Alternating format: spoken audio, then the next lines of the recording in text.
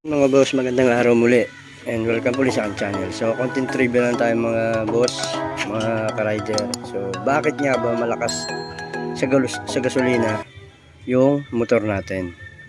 So madaming dahilan yan guys, kaya matakaw sa gasolina yung motor natin. So hindi lang natin napapansin kasi nga siguro sa kakulangan na rin natin dahil sa mga trabaho natin yan. Pero napapansin natin medyo lumalakas na yung motor natin, lalo na pag luma na. So normal yan kapag luma na talaga, talaga medyo lumalakas siya sa gasolina. Pero may mga dahilan pa rin kaya at bakit lumalakas yung gasolina natin. So marami pa dito ang hindi nakakaalam.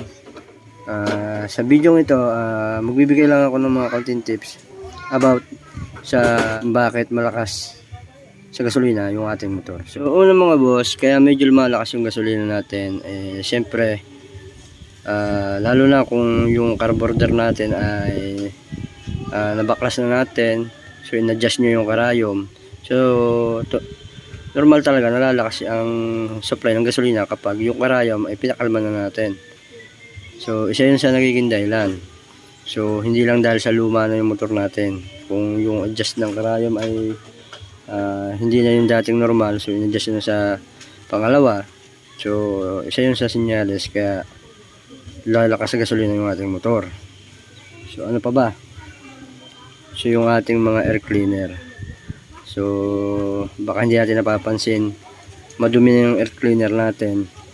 So wala nang makalabas na hangin kasi guys, sa mixture ng ating carburetor, kasi dapat balanse talaga yung hangin at saka yung bigay ng gasolina.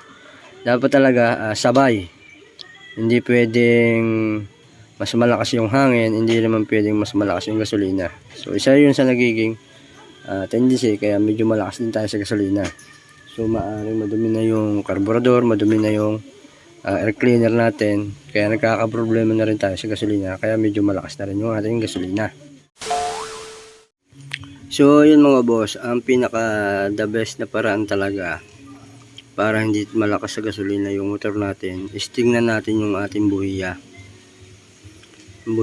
So may tatlong klase yan para malaman mo kung malakas, mahina o sakto lang yung supply na binibigay ng gasolina sa ating motor. So una, kapag ang sunog ng ating spark plug o buhiya ay ganitong kaitim na, yan yung tinatawag na rich mixture sa ating carburetor. Kapag sobrang sunog na, ibig sabihin puro gasolina lang yung ibinibigay ng carburetor natin, halos wala nang hangin na sumasabay doon sa gasolina. Kaya pag sobrang sunog o rich mixture na yung spark plug natin, so automatic na malakas talaga sa gasolina yan, lalo na pagka ganitong style na sunog ng ating spark plug o ng ating buhiya. So isa pa, kapag mahina naman ang bigay ng ating gasolina, so ganito naman ang mangyayari sa ating spark plug. Ayan, so medyo natutuyo siya, na medyo sunog lang yung pinaka dulo ng spark plug natin. So pag mga ganyang kulay, ibig sabihin naman halos puro hangin, kaunti lang yung halos lumalabas ng gasolina sa ating motor. And kapag ganito naman guys yung spark plug natin, yan, so nasa tamang mixture yan yung carburetor natin, so tama lang yung pihit ng throttle sa ating carburetor. Ibig sabihin pagka ganyan ang kulay ng ating spark plug, orange and yung dulo niya tama lang yung sunog, so yan, good yan guys, good yung ating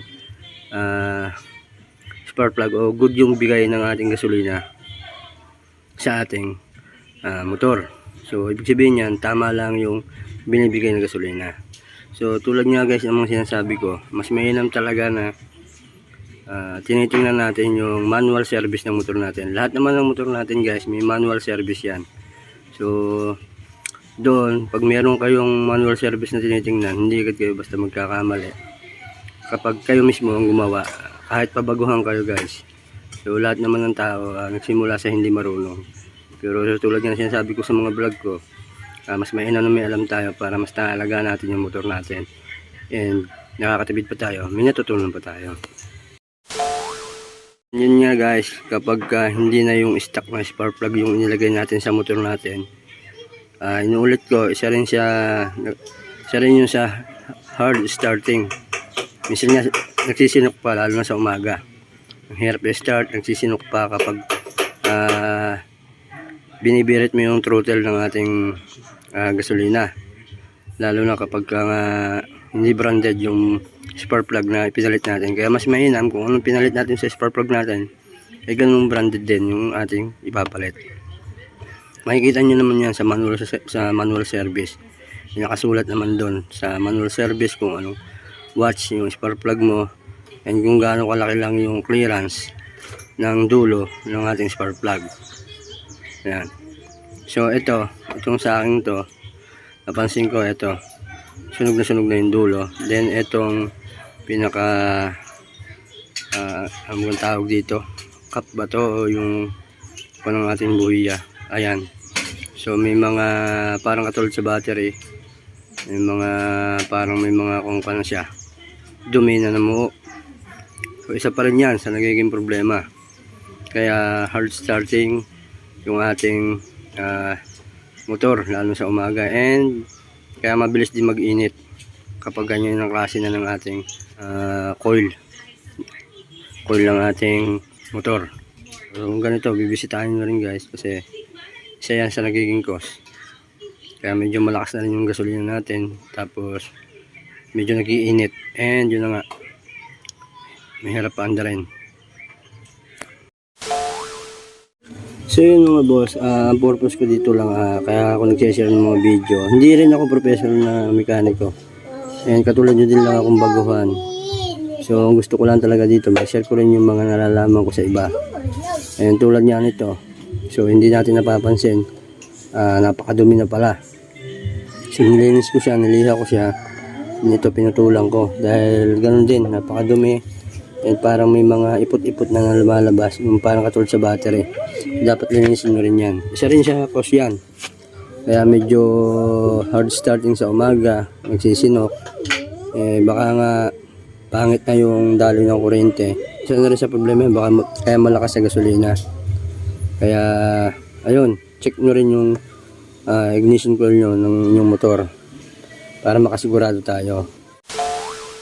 So yun nga pala guys, para make sure na maganda yung daloy ng kuryente natin, kasi hindi natin masasabi kung maganda yung pagkakasoksok ng ating pinaka plug papunta dun sa ating spark plug. Lagyan nyo ng ganito, ikutan nyo ng wire na maliit, then para masigurado lang natin na maganda yung supply o hindi putol-putol yung kuryente ng ating spark plug. So yan guys, malamig na malamig pa yan. So susubukan natin i-start. Hindi ko pa yan i-start talaga, malamig na malamig pa yan. So tatry lang natin kung 1 click, 2 click ating starting. So hindi ko pa ito nagagamit sa full umaga.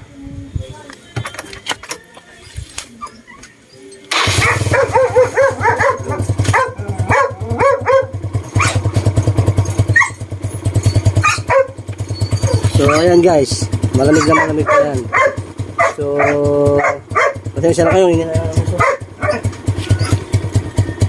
so yun, ganun lang gawin nyo doon sa ating spark plug, doon sa ignition coil. Baka isa lang sa problema yun, kaya hard starting kayo sa umaga, o kaya baka kaya malakas na rin kayo sa gasolina kasi nga madumi na. So o baka agwat na yung spark plug at saka yung ignition coil natin. So ganun lang kadali guys, lagyan nyo ng wire na maliit, then bago nyo suksok sa ating spark plug. So okay, so yun mga boss, so hanggang dito na lang yung aking video, and sana may naitulong ako kahit konti. And yun na nga, kahit hindi tayo marunong, kailangan natin maging mapanuri. And magtanong-tanong na rin tayo para hindi tayo magastusan. Din para maalagaan na rin natin yung motor natin. Kasi tayo din naman lagi ang gumagamit niyan. So katulad nyo, hindi rin ako marunong dati. So nagtanong-tanong din lang ako. Kaya sinishare ko na rin lang to mga nalalaman ko sa iba. So hanggang dito na lang po. Maraming salamat and God bless you po sa lahat.